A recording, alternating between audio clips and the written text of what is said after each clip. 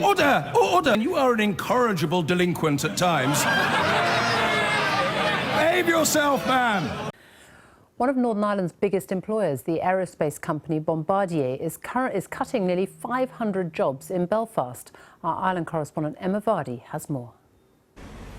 There have been fears of large-scale redundancies for a while. Now, we know that this is part of a cost-cutting drive across the company. Essentially, Bombardier wants to be able to sell more planes by making them cheaper. But the announcement today of 490 jobs to go, the Unite union says, well, it exceeds their worst fears. And it is part of a string of job losses that have been announced at Bombardier in Northern Ireland over the last 3 and 4 years.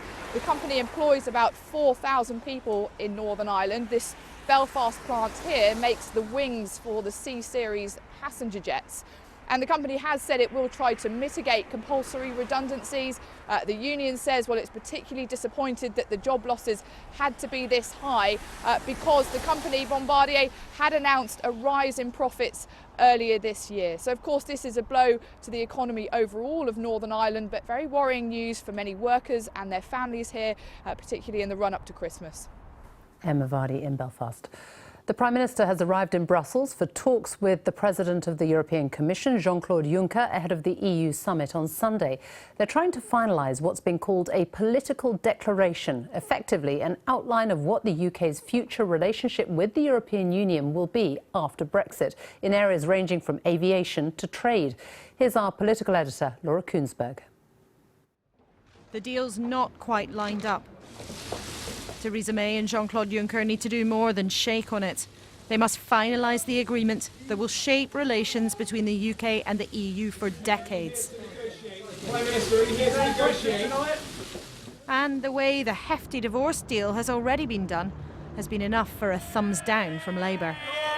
Instead of giving confidence to the millions of people who voted both Leave and Remain, this half-baked deal fails to give any hope that can bring the country together again. He's opposing a deal he hasn't read. He's promising a deal he can't negotiate. He's telling Leave voters one thing and Remain voters another. Remember, there have been months of tense arguments between Number 10 and Brussels. I'm not. Downing Street believes the deal so far is a balance, bringing an end to unlimited European immigration and giving us some more control of law. We demand a people's vote! But here's the thing. For both some Remainers and some Leavers, the compromise is just not worth it at all. These are now finally the closing days of these vital talks. The Prime Minister's trying to clinch a compromise to leave us close enough to the EU after Brexit so that the economy doesn't suffer, but far enough apart to prove that we will really leave. The problem she has is that dozens of her own side have already made up their minds, and many of them promise they'll do what they can to kill the deal. I can't vote for this deal because it affects the integrity of the United Kingdom, which as a unionist first and foremost, I just can't accept. There is no clarity on taking back control of our waters, which our fishermen need and want. We have to go back to the people. I have to say, most people watching what's going on in Parliament must think that pantomime season has started early this year. I am going to vote for the Prime Minister's plan because I think that it is better than it was. But I think she's not going to get it through the House of Commons. I think that many of my colleagues will vote against it, and I think very few Labour MPs will support it, so she needs a plan B. Or plan C, D, E or F. If MPs reject the deal, almost anything could happen. So Brexit is going to happen, right?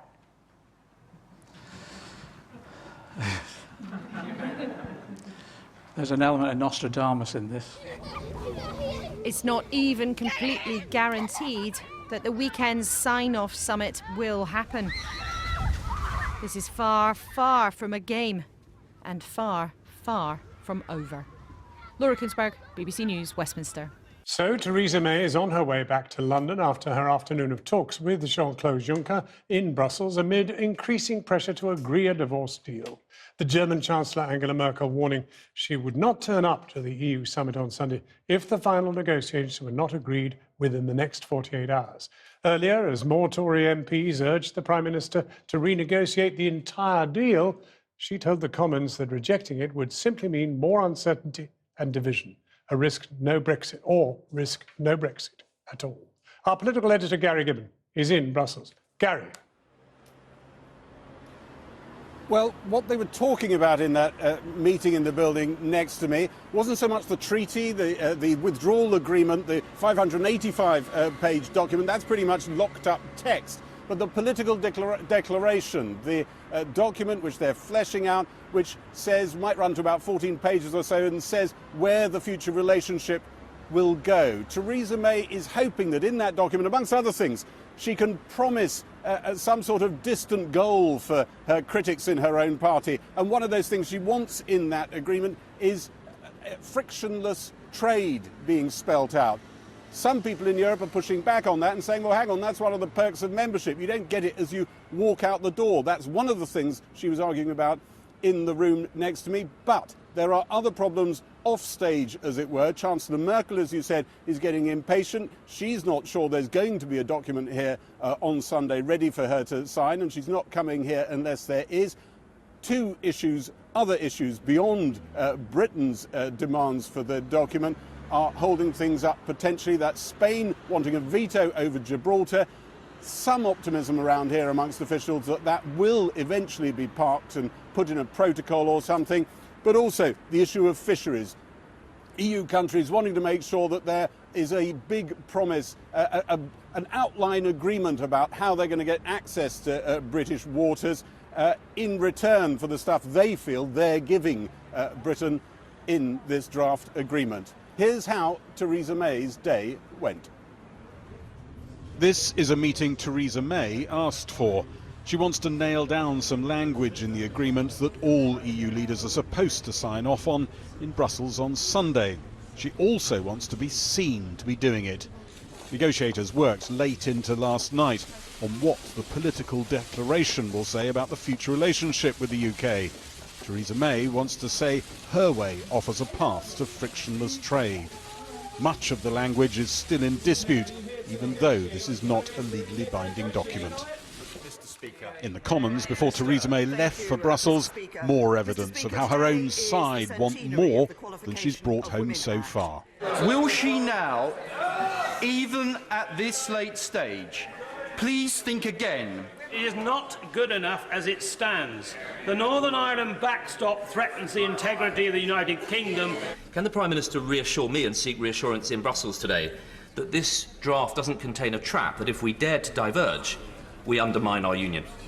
Jeremy Corbyn mocks the idea an implementation period will be long enough to negotiate a new trading relationship with Europe. Does the Prime Minister think she's fooling anyone by suggesting there'll be a free trade agreement finalised by December 2020? He wants to use the implementation period that he would vote against to renegotiate the treaty that delivers the implementation period. And he said another referendum isn't an issue for today, but it could be an issue for tomorrow.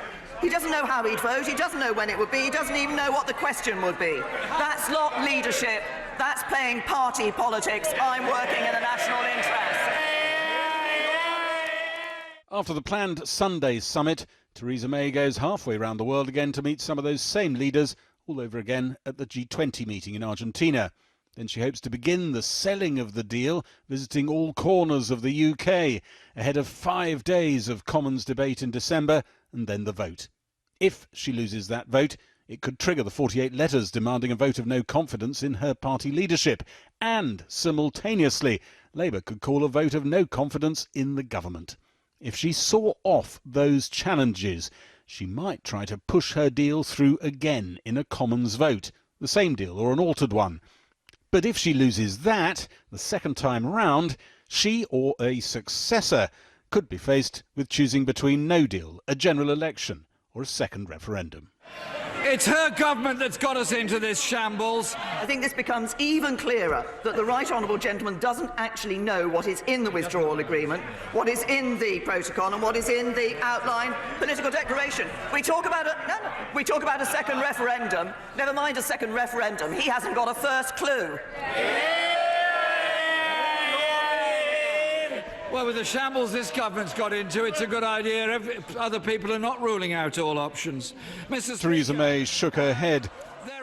The Cabinet Minister who only quit last week felt the need to ask if Britain was definitely leaving the EU next year. On the 29th of March 2019, come what may. And this morning, her replacement, Cabinet returnee Amber Rudd, suggested no deal might never happen, and a referendum might. Leaving the institutions of the EU is proving a mightier challenge than was billed. In one answer in the Commons, Theresa May openly admitted the UK would have to follow single market rules if it was in the backstop arrangement and didn't want to diverge from Northern Ireland. Chancellor Merkel told the German Parliament today that the Spanish government could still throw the weekend summit plans, with its demand to treat Gibraltar as a separate entity to the UK. France, Holland and Denmark want to nail down the shape of Britain's post-Brexit fisheries policy. But the Commission is trying to minimise changes and keep to a deadline, even though everyone in town knows any deal signed off here looks destined for defeat next month in Westminster. If that Sunday summit happens, signing off on the deal, Theresa May will start an intensive 2-week hard sell of her deal. That'll mean tours of all corners of the United Kingdom, visits to TV studios, speeches. Some EU officials say that, in effect, this trip here was a bit of that sales job itself, a bit of theatre. It wasn't entirely necessary. One thing we do know for sure from the voices in the House of Commons, the sales job required is enormous. Gary Gibbon in Brussels. Well, now, one country which has been having plenty of problems with the EU is Poland, sanctioned by the European Commission over reforms to the Supreme Court, which were deemed undemocratic. Our Europe editor Matt Fry is in Warsaw, where he's talking to the Polish Prime Minister, Mateusz Morawiecki. Matt. John, well, welcome to a very chilly Warsaw, very chilly indeed. Poland has a particular interest in Brexit, of course. There are roughly 1 million Polish citizens living and working in the UK, the largest minority in the country. Making sure that their rights are guaranteed is one of the priorities of Prime Minister Mateusz Morawiecki. But his relationship with the EU is also a complex and, as you said, at times rather troubled one. His ruling Law and Justice Party has fallen foul of the European Commission, who accused it of breaching the rule of law and using judicial reform to stifle an independent judiciary. The Poles, rather like the Hungarians, have had Article 7 proceedings initiated against them. They could end up losing their voting rights in the EU. They too are testing the liberal values on which the EU is founded. Now, I met Prime Minister Morawiecki in his Grand Warsaw office today over tea and roses, and I began by asking him whether the EU's member states are as united over the Brexit talks as they once said. Well, I won't reveal too much of discrepancies, but there are some. There were different opinions, of course. Some wanted to have it more hard, and notwithstanding, all the circumstances and the turbulences around us. But the majority of countries, including Poland in particular, we were steering always towards more compromise-based solution and more flexible solution, right, because this was also very much needed. Because Michel Barnier has just warned, yesterday that if, for instance, the French government takes too hard a line, this would galvanise the opposition against the deal in the British Parliament and would almost certainly lead to its defeat, which means that we're back to square one. We are on a thin ice here, and we should not exaggerate either way. And of course, there is a very difficult situation within the United Kingdom, but at the same time we want the backstop solution be found, and no deal is not a good deal either.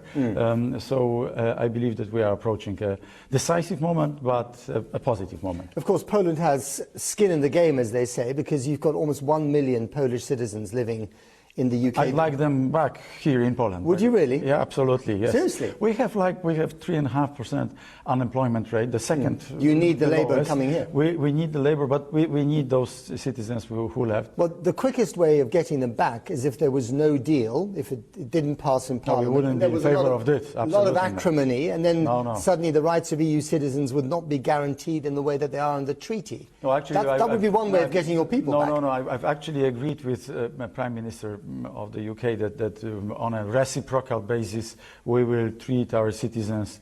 Doesn't matter what happens, but I strongly believe that we will find an appropriate compromise in all this. But what happens, as far as you're concerned, if there is no deal, if the deal does not pass Parliament?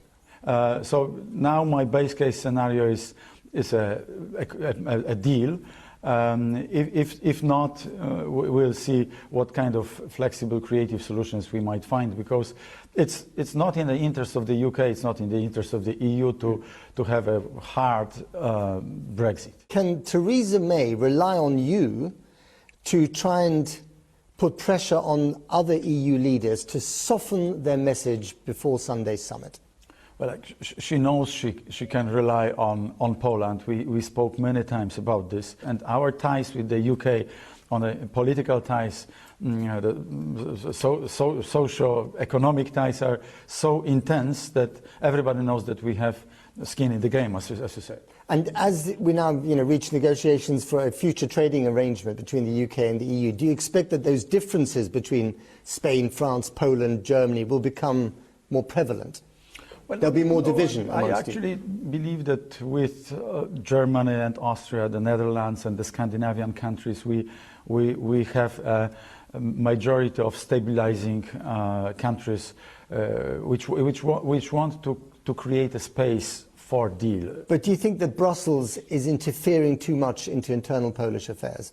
The way that Viktor Orban thinks that they're interfering in Hungarian affairs, and you're both subject to Article 7 proceedings. Brussels is taking one-sided. It's not impartial anymore. It's not an honest broker, as we call. That's a serious accusation, isn't it? Well, the European Commission should be an honest broker, and they even during our conversation, I have named several examples which, on the one hand, were very much praised by Brussels. On the other hand, they are very stubborn in not finding compromises with ourselves. Even these days, we are actually fulfilling all the requirements from so-called interim judgment by the European Court of Justice. Even if we disagree with lots of what they say, we said to ourselves, okay, because we want the stability and we want to preserve the unity, we want to show that we are very much, and by the way, pro-European. And by the way, Poland is one of very few countries within the European Union which is at the same time pro-American and pro-European. So you're very pro-European. Yes. But you also believe that Brussels is interfering too much in your domestic affairs. Yeah, that's correct. Can you have it both ways? Yes. You can. Of course, because the pro-European doesn't mean we are endorsing everything what the European institutions in Brussels do, in particular some institutions. But on the other hand, we are realistic, and we look in a realistic way at what is happening, and we try to find a deal, a compromise with them. The country is divided, though, isn't it? It's very divided in terms of, first of all, what Polish politics should be like, to what extent should we reform, to what extent should there be, the rule of law and justice, as it were, and how much room can we give to the opposition? How can you imagine the people from Western Europe can understand the situation in post-communist system? We here have, for a long time, 25 years after the transformation began, a post-communist system. Of course, people from the Netherlands, with all the respect, they cannot understand the situation. Why I'm saying post-communist? Because in the former German Democratic Republic, they have actually made verification, vetting of all the judiciary and prosecutors. And only 30% post-communist judges stayed in adjudicating. In our situation, 100% of judiciary stayed, and there was no judge was accused for the appalling cases from the martial law. And I was a freedom fighter in the 80s, and my fellow people were actually put in jail. You yourself were beaten up, weren't you, when you were 15 years old? Me myself as well, of course, but this was for a short period of time, several days, and I was beaten and so on. But a lady with whom I worked in underground solidarity movement was sentenced for 10 years. And the judges were actually stayed in adjudicating. This is why we try to bring some justice into the judiciary system as well. We also talked about a whole range of other issues like Poland's Holocaust law and indeed the question of migration, how few Syrian migrants and refugees have been allowed into this country, and why that is the case. You can watch all that online in the full version of the interview. Now, at the beginning of the whole Brexit process, there was an expectation amongst Brexiteers in London that they could play the EU 27 off against each other. Michel Barnier proved them wrong again and again, and it briefly looked this afternoon as if the divisions were finally appearing, jeopardising the Sunday summit. Alas, there are so many other things that divide the EU, from nationalist populism to migration to what to do about Italy to a common euro budget, that the one thing they still find it easier to agree on is Brexit. How they're bothered by it, how little they want to repeat the experience, and how quickly they want it all over. Back to you, John. Mac Pry in Warsaw. Well, a short time ago, I spoke to Joe Johnson, who resigned from the government earlier this month over the Brexit deal. I asked him if there was anything the Prime Minister could bring back from Brussels that would change his mind. No, I'm pleased I resigned a few days ago, because the deal that she's negotiated after 2 years, I gave her space as a member of the government to negotiate the best possible deal for the country. But I'm afraid what she's brought back from Brussels at the end of this process is simply unacceptable. When you resigned, and you were, after all, Transport Minister, was there any gaming, planning for a no deal? I mean, have they got a massive game plan for that situation? Well, it's no secret, John, that there is considerable work going into how we're going to deal as a country with the impact of no deal, the reduction in capacity that we'll see in our key cross-channel freight routes, for example, from Dover and Folkestone to Calais. That's going to be severely constrained in a no-deal environment, and that's why the government is putting in place these extraordinary measures to secure parking space for heavy goods vehicles on some of our key roads and motorways. We've been talking to the Polish Prime Minister today, and he's been talking about creative, flexible solutions to help the UK avoid the hardest of Brexits. He sort of envisages the possibility that if it did even get to the no-deal situation, Europe would be pretty keen to try and avoid the worst of it. Well, of course, no one wants chaos and disruption, but I think it would be wrong for us to spend valuable time, which is very scarce right now, entertaining the possibility of suddenly reopening a 2-year negotiation that's reached its conclusion with the document, the 585-page document that the Prime Minister produced last week. Reopening that is going to be next to impossible, and we shouldn't waste any time thinking that we can bypass the Commission, bypass Michel Barnier, and try and pick off member states of the European Union one by one. That's a fantasy. The more you talk about the danger of a no deal, the more moderate MPs are going to be so afraid that there is going to be a no deal vote that they will rally to a deal, Mrs May's deal, that they don't really believe in, but they'd rather have that than no deal. Well, John, that's a false choice. I mean, it's obviously hopeless for a government to restrict the choice to those two deeply unsatisfactory outcomes. MPs have an alternative. They need to look their constituents in the eyes and tell them the truth. They will be worse off. Worse off. There will be fewer jobs in some of the least economically advantaged parts of this country if we carry on with this present course of action and approve the Prime Minister's deal. Has anything happened since you resigned? In other words, in your conversations with other MPs, in your sort of sense of what's going on behind the scenes, that has given you any optimism in any degree? Yes, I'm pleased by the growing sense across Parliament that this deal does not work. You've seen MP after MP stand up and say they cannot support it. This is not the Brexit that the country was promised during the campaign 2 years ago. It doesn't deliver the possibility of trade deals. It doesn't produce greater sovereignty for our Parliament. In fact, it gives sovereignty away. And it's not going to suddenly turn us into a Singaporean-style tiger economy on the edge of Europe. Far from it. We're going to be bound by rules we no longer have any hand at all in shaping. It is a disaster, and there is a growing recognition of that across Parliament. Joe Johnson, thank you very much indeed for talking to us. Now, let's go back to Gary Gibbon in Brussels for the latest on Theresa May's talks with Jean-Claude Juncker. Gary. John, well, after leaving here, Theresa May did say a few words just before she hopped on her plane back to London. And you can hear those in a second. What she's being asked is the main question in everybody's mind, is it looking as though that Sunday summit, which she sees as key to getting the deal done on time, that is still going ahead? Here's what Theresa May had to say a second ago. Well, we've had a very good meeting this evening. We've made further progress, and as a result, we've given sufficient direction to our negotiators. I hope for them to be able to resolve the remaining issues, and that work will start immediately. I now plan to return for further meetings, including with President Juncker, on Saturday, to discuss how we can bring to a conclusion this process and bring it to a conclusion in the interests of all our people. What are the problems?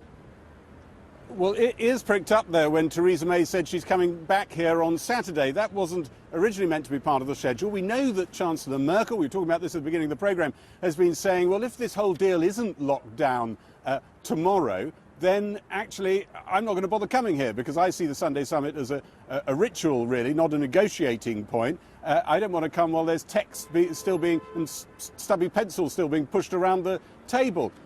Is Theresa May really going to be doing negotiating on Saturday?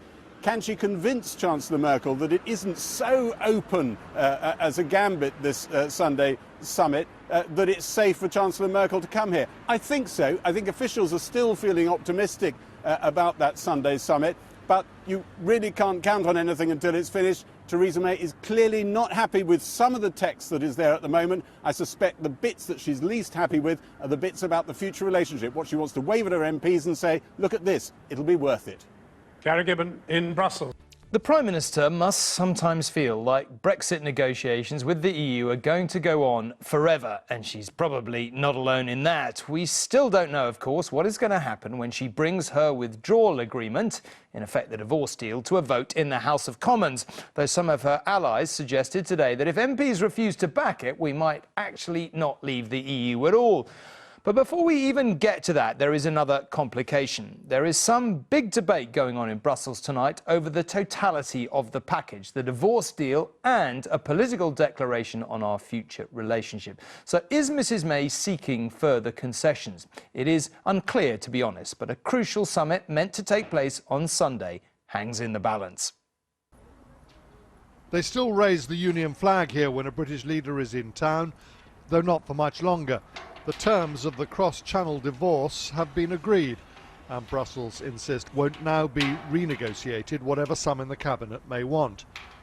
What Theresa May is in town for today is to talk about our life and our trade together once Brexit has happened. This was supposed to be the easy bit.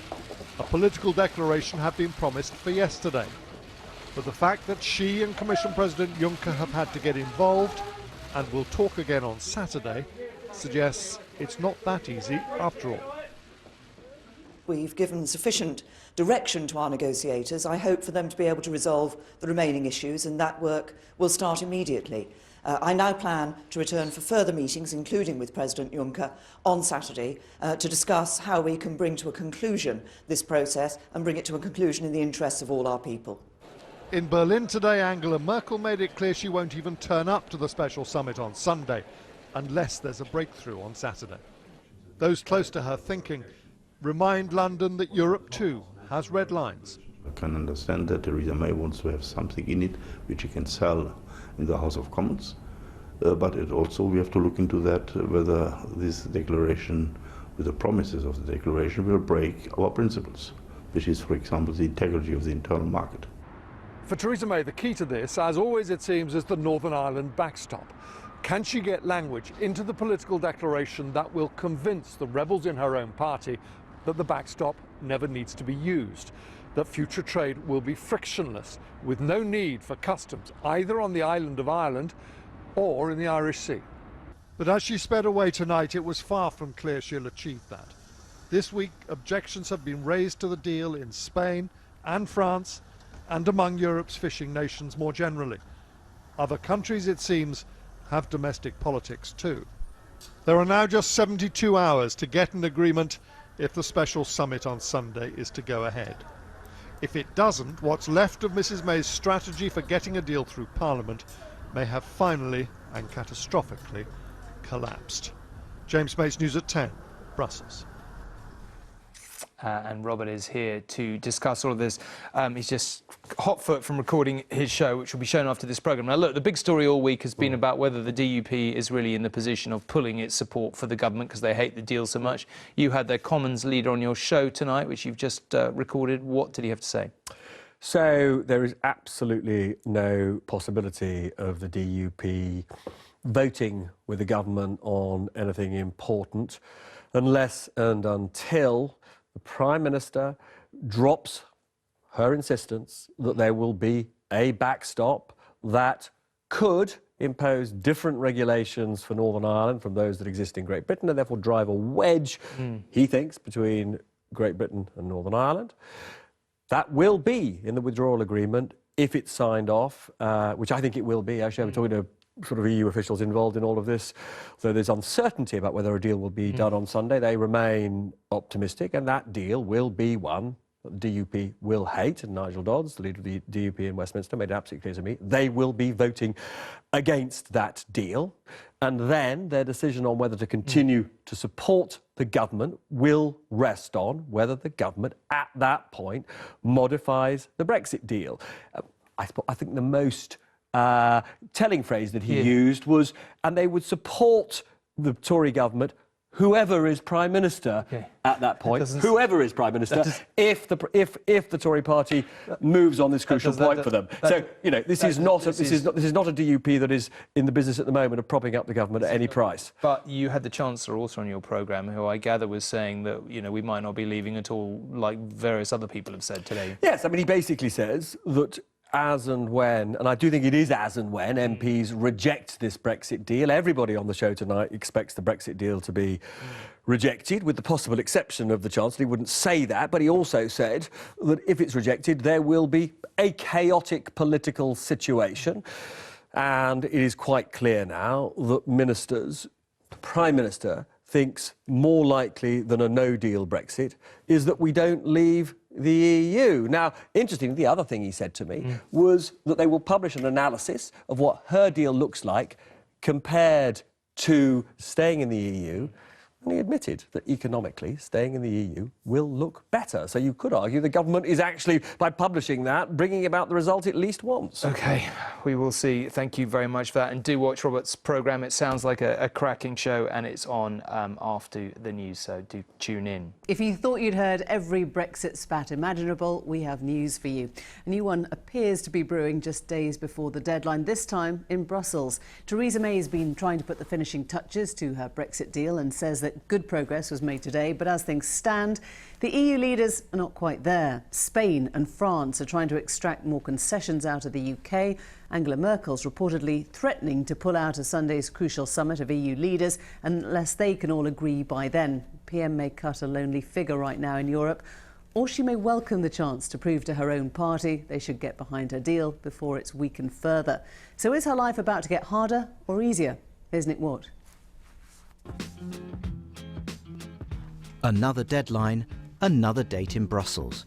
With time running out on the Brexit negotiations, Theresa May met Jean-Claude Juncker as some EU member states kick up a fuss over the final pieces of the jigsaw, agreeing the principles of the UK's future relationship with the EU. Tonight, the Prime Minister tried to sound optimistic. Well, we've had a very good meeting this evening. We've made further progress, and as a result, we've given sufficient direction to our negotiators. I hope for them to be able to resolve the remaining issues, and that work will start immediately. I now plan to return for further meetings, including with President Juncker, on Saturday, to discuss how we can bring to a conclusion this process. There are 3 sticking points: fishing, goods and Gibraltar. On fishing, cross-channel tussles regularly flare up over access to the UK's fishing waters, the issue that nearly scuppered the UK's entry talks half a century ago.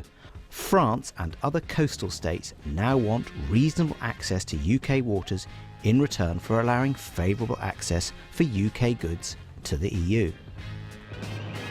On goods, Theresa May wants these to pass unhindered between the UK and the EU, while the UK remains outside the formal structures of the EU. France is nervous about offering a deal that is overly favourable to the UK. And on Gibraltar, the Spanish Prime Minister Pedro Sánchez said tonight that he would reject the deal unless there is a guarantee that Gibraltar will be excluded from a future trading partnership between the UK and the EU. Theresa May hopes that agreeing a political declaration on the UK's future relationship with the EU will go some way to reassuring Brexiteers alarmed by the separate and legally binding withdrawal agreement. The prospect of a highly ambitious trading relationship is designed to show that the Brexiteers' main bugbear, the Northern Ireland backstop with the UK in a customs union with the EU, may never be needed. A warm reception for the future partnership, even though it will not be legally binding at this stage, should, in the eyes of Number 10, increase the chances that the Brexit deal will be approved by Parliament. With scores of Tory MPs currently lining up with every opposition party to vote down the deal, that is an ambitious hope. The Prime Minister is warning Tory MPs that if they vote down her deal, they may risk Brexit itself. The point that has been made by a number of my colleagues in relation to the vote that will come before this House on a meaningful vote on a deal from the European Union is very simple. If you look at the alternative to having that deal with the European Union, it will either be more uncertainty, more division, or it could risk no Brexit at all. And so the long journey towards Brexit nears its end. This has been a particularly tricky jigsaw. And it's not getting easier. Nick Watt's been assessing the mood this evening. Nick, unease now coming from Spain. What's rumbling there? That's right. Well, it is a potentially significant intervention by the Spanish Prime Minister Pedro Sánchez, who says that this deal needs to be changed to exclude Gibraltar from the future UK-EU partnership, trading partnership. Now, Spain doesn't have a veto on what would happen if there is indeed this summit on Sunday, because this is concluding the Article 50 process, these 2 elements, the legally binding withdrawal agreement and the political declaration on the future relationship. That is decided by qualified majority voting, so there is no national veto. But when the eventual trade deal is agreed, if indeed it is agreed, every member state does have a veto, so Spain would have a veto. And so if they say no on Sunday, that would be a setback. Now, the Prime Minister spoke to her Spanish counterpart this evening within 8 minutes of her plane landing at RAF Northolt. She was on the phone to him, spoke to him in the car on the way back to Downing Street, and she had a very clear message. The UK family as a whole is part of these negotiations, and there's a feeling that he's under some domestic political pressure.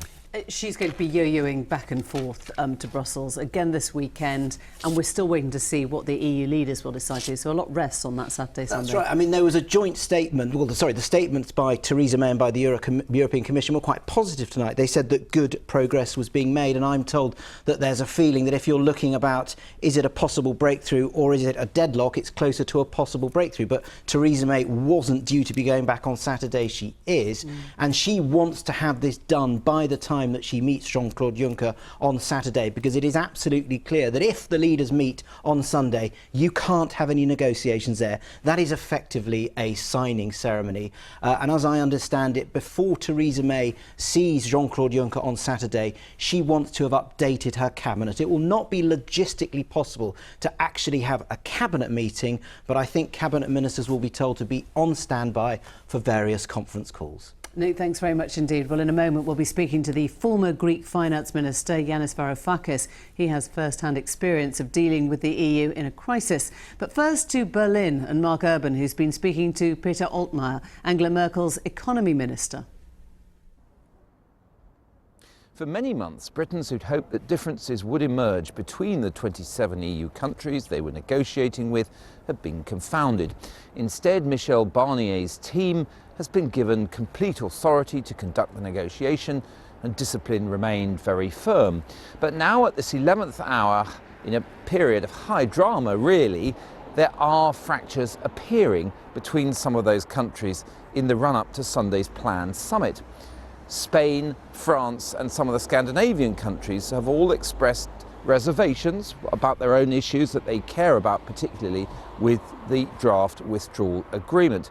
Now that's led to some concern here in Berlin and a desire to push it through. Now earlier this evening I spoke to Peter Altmaier, the Minister for the Economy and a close political associate of Angela Merkel, and started off by asking him whether he hoped there really would be a summit on Sunday. There is a lot at stake, and therefore, if it is possible to agree on Sunday, we should do it. I know there are a lot of diverging interests and conflicting interests still, but I believe these problems can be overcome. So the German government message to its partners would be, look, now is not the time on fishing or Gibraltar to hold this up. Well, the package that has been achieved is a comprehensive one, and that means that when you try to open one specific issue again, then others will be opened automatically as well, and then you can arrive in a big mess. I know that some people in the UK are arguing in favor of reopening the package, others in European countries as well. That is a matter for the heads of states and government to decide how to proceed. Personally, I believe as sooner we can give the message to business, to citizens, that we have agreed a soft Brexit, as better it will be for everybody.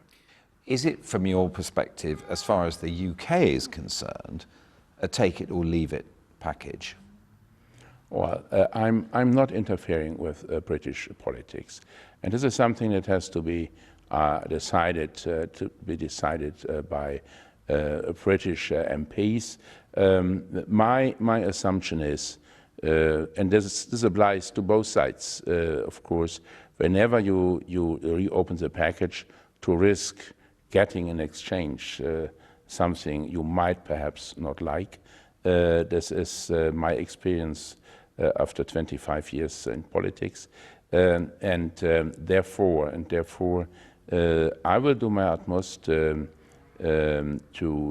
avoid new demands from the side of EU, and our British partners, of course, will have to decide on their approach and their position. I understood Theresa May's speeches and interviews in a way that she also believes. And would you say now at this point, nearly 2.5 years after the referendum, that you are basically optimistic that this can be done, or is it still open to doubt? Is a hard Brexit still a distinct possibility, do you think, at this point? Every responsible politician should try to avoid the possibility of a hard Brexit. This is one. The second is, and let's make no mistake about it, even a soft Brexit will have some undesired consequences for both sides, whether we like it or not. And this is what we have to realize, and therefore we should avoid such a scenario of an uncontrolled and unpredictable Brexit. Thank you very much. Thank you so much. So can Theresa May realistically secure better terms with the EU than what's currently on the table? We're joined by Yanis Varoufakis, who as former Greek finance minister had plenty of experience of negotiating directly with the EU, and Nina Schick, who's the political consultant specialising in Brexit and risk. Welcome to you both. Peter Altmaier says don't reopen the package. Now, Yanis, you've been in the room with these people, with the EU. Your experience of what it's like to be that third country. on the outside. Well, we're not a third country. We're definitely within the core of the Eurozone. But I think that what you really want me to comment on is the fact that once the European Union presents a deal on the table, it is take it or leave it. There is no way that it could be unpicked or that it will be somehow substantially changed, either by Theresa May or by any other government, unless the British government, whichever British government, goes for a Norway kind of off-the-shelf agreement, which is already there for the taking, and which Theresa May, I think she will live to regret that, did not opt for 2 years ago. Interesting. So you think it has to be a model that already exists? You don't think, I mean, what we're hearing from some politicians is, I can use my charisma, I can do it in this way, we'll be more welcoming, we'll be less aggressive. I mean... That's delusional.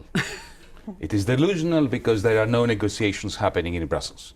Nobody negotiates with the European Union.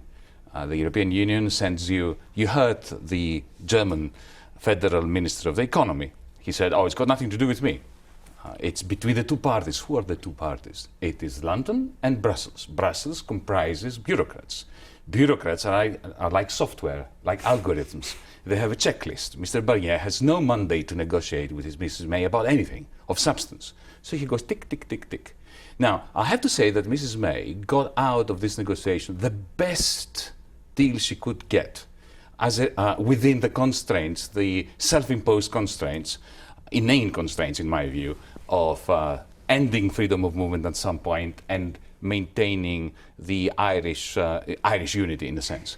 But it is a terrible deal nevertheless, and it is, I will repeat that, far inferior to a Norway Plus agreement that she could have had instead. When you hear Brussels described like this as basically an algorithm with legs, Nina, do you sort of bristle or do you think that's broadly wrong? No, I mean, I broadly agree with what Yanis has said, and I think, like, you know, throughout these negotiations, it was quite clear that the negotiating mandate was agreed by the 27 leaders, and the Commission and Barnier and his task force is simply doing that work. Now, as Yanis pointed out, you know, the UK is going to be invariably in a worse off position than what it had before. So the question is, why is that? And I think a lot of commentators in this country are saying that it is because Theresa May is a bad negotiator or the civil servants were in cahoots with the EU. But in reality, this is exactly where the UK would have ended up vis-a-vis the EU, its red lines and its negotiating priorities, primarily being maintaining the integrity of the single market, and the Tory party's own red lines. So I think this is inevitably how it would have played out. I mean, Yanis, you met the EU ministers in very different circumstances. I mean, Greece was in crisis, right? The UK did not go into this in the same way, in crisis. That's right. I mean, thank goodness Britain is not bankrupt and it's not in the euro. So they cannot switch off your ATMs tomorrow morning. So that puts you in a much better position. So when you say switch off, did you find that bullying behaviour? Well, don't you remember what happened in late June? I remember what happened. I'm asking They closed down our ATMs in order to asphyxiate us, in order for us to sign on the dotted line. And the result was I resigned, but my Prime Minister surrendered. Gave them everything. So, okay, so you are in a completely different position. Are you now looking at their position saying they're absolutely right to have done that? Or did you feel fundamentally bullied and badly treated? I think they forget about what they did to us. It was a major self-inflicted injury by the European Union. The European Union's respect for democracy went down the drain and it lost support amongst Democrats across Europe, even politicians or citizens who disagreed with my government. Which may then have fed into the rise of populism, the Brexit vote, and the other consequence that we've seen since Greece. But there's also a parallel to be drawn between the promises that were made by Brexiteers and the promises that were made by Syriza in 2015. So in the case of Syriza, there is no possibility of having debt relief if you're still a member of the Eurozone, and the Greek public did not. That is not so. It is also democratic. The German people, who are, you know, big holders of Eurozone tax, they don't want that debt relief to be granted. That is not correct. European leaders like Angela Merkel are supporting their own democracies. Let me put it simply. If you have lent me a very large amount of money and you want most of it back, you've got to allow me a debt restructure so that bankers do this every day. In order to get more of the money that they owed back, they restructure the debt of the companies and the families that are insolvent. Let me put it back so to Greece. So it was against the interest of the German people. And look at the bigger question, which is when you see populist movements, whether it's Syriza, whether it's I'm Brexit... sorry, we were not a populist movement. You don't call that a populist movement? Absolutely not. I never made the promise in the pre-election campaign, never made the promise of granting €1 to anyone who was above the poverty line. That is not populism. And it's not populist to actually argue that the only way we can return more of the money that we owe back to our creditors is by having a sensible debt restructure with a lowering of corporate tax, VAT and so on, in order to make the economy breathe, so that we can produce the income from which we will repay. There was nothing populist about that. Do you think and we were Europeanist. Do you think, and that's the difference, because Britain was starting from the point of saying we don't want that anymore. Do you think there was any way of getting more from this deal by doing it in a different way? Absolutely not. And I think that actually the UK has done fairly well within the constraints of the EU vis-à-vis the negotiations, both in terms of the backstop. It's not in the Irish. So what do you think Theresa May is doing in Brussels this weekend? Is that just for show? This is posturing, and I think that other EU leaders are obviously trying to get more in the political declaration. This is not about the withdrawal agreement. That's already done. And I think that Angela Merkel is coming out in favour of the UK because she does not want this to be even harder for Theresa May to sell at home. Of course, if Theresa May comes back with some kind of small victory, it makes it easier for her to sell to her sceptics in her party. Thank you both very much. Thanks for coming in.